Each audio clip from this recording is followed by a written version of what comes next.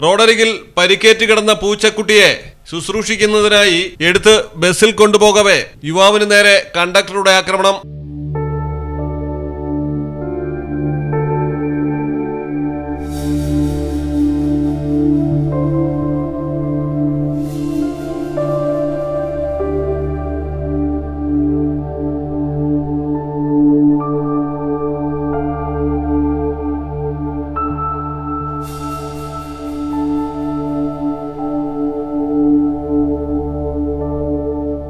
ബംഗളൂരു നഗരത്തിലാണ് സംഭവം.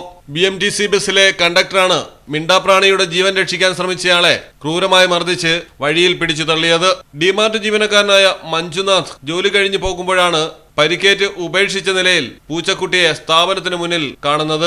തുടർന്ന് മഞ്ജുനാഥ് പൂച്ചയെ പരിശോധിച്ച് തുടർ പരിചരണത്തിനായി കാർഡ്ബോർഡ് പെട്ടിയിലാക്കി വീട്ടിലേക്ക് കൊണ്ടുപോകാനുള്ള ശ്രമമായിരുന്നു.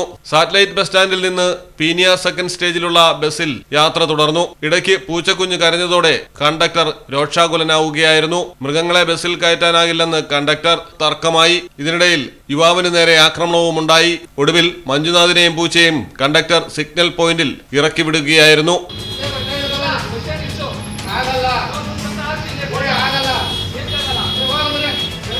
News desk Malayalam television. Mitra diamonds നിങ്ങൾക്കായി ഒരുക്കിയിരിക്കുന്നു ഒരു എക്സ്ചേഞ്ച് ഓഫർ. നിങ്ങളുടെ കയ്യിലുള്ള പഴയ സ്വർണ്ണാഭരണങ്ങൾ മാറ്റി പുതിയ ഡയമണ്ട് ആഭരണങ്ങൾ വാങ്ങുമ്പോൾ നിങ്ങൾ തരുന്ന ആഭരണങ്ങൾക്ക് അന്നത്തെ വിലയേക്കാൾ പവന് 400 രൂപ കൂടുതൽ ലഭിക്കും. മിത്ര ഡയമണ്ട്സ്, മാറുന്ന കാലത്തിന്റെ ആഭരണ സങ്കല്പങ്ങൾക്കൊപ്പം.